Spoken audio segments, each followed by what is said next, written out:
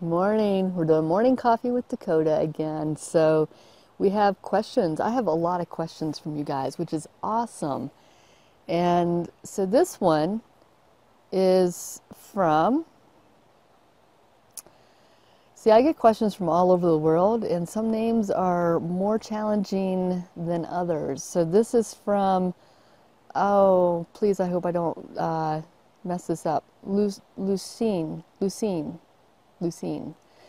She says, "Hi Dakota. Firstly, I'd like to thank you and congratulate you for your beautiful, touching, and sensitive job that you do for humanity. I love your meditations." Thank you. I appreciate that.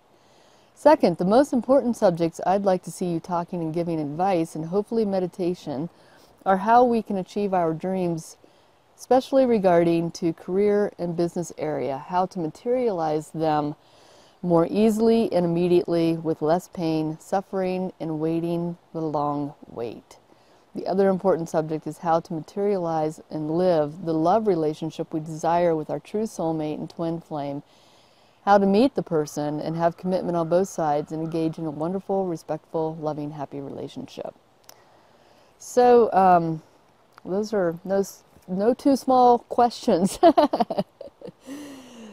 So as I teach Sacred Purpose, and if you've been following my work, you'll hear this will be a repeat, but to me, Sacred Purpose is that combination of 4 areas in our life: our job and career, our relationships, our environment, and our spiritual path. The underlying current of all of those is that spiritual path. It feeds all the other 3 areas. So in order to fully live out your sacred purpose, you must have that spiritual foundation, and you have to have all those 4 houses in alignment, in balance. What I find, though, is that we live in a world where we will push all our energy into 1 or 2 directions and then ignore the other 2, or there's just a really lopsided configuration there. So in order to achieve your dreams, regarding your career and job opportunities, is to really balance out the east direction. That's where that resides. And that, goes with building self-esteem and confidence, learning communication, really knowing what your purpose here is in life, which is something that we actually start developing in the north direction, which is that space where we're connected to the spiritual path. And you dissect down what your dreams have been throughout your life, and you'll see that there's like a common thread. And once you find those common threads, then you learn what expression best suits you at that time. So one of the differences between sacred purpose and life purpose is that sacred purpose is that calling of your soul. This is what your soul has the deepest desire to become or do or embody or to bring to this world. And that can be manifested in several different ways. So if my soul calling is to help people, the manifestation can be, and this is where life purpose comes in, is the expression of that calling. So the expression could be what I do right now. I'm teaching. It could be, working one-on-one with clients in my office up there. It could be a number of things. So you have different ways of expressing it. What happens, though, is that fear and blocks will keep us from living out our soul's calling, because either we lack the confidence, or we lack the self-esteem, or we have followed somebody else's dream for us. So you have to kind of dissect all that down, dial it back, and try to figure out where those threads are.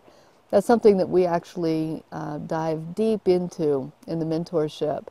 And the first week, right out of the gate, what we do is we start working with our dreams and really pulling together those threads to see where they lead us.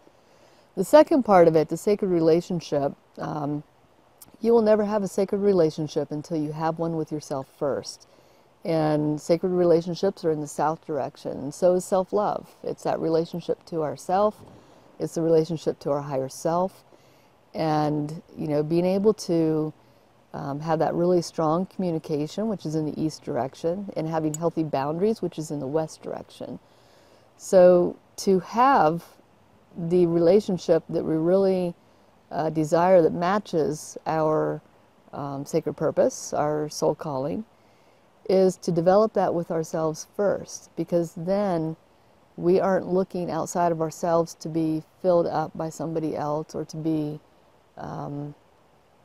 completed or anything like that, but we are adding to our life, and we can have an intrinsic and connected relationship at that point because we are showing up, we are being authentic, and that authenticity is another huge factor in both of these areas, and actually all four areas.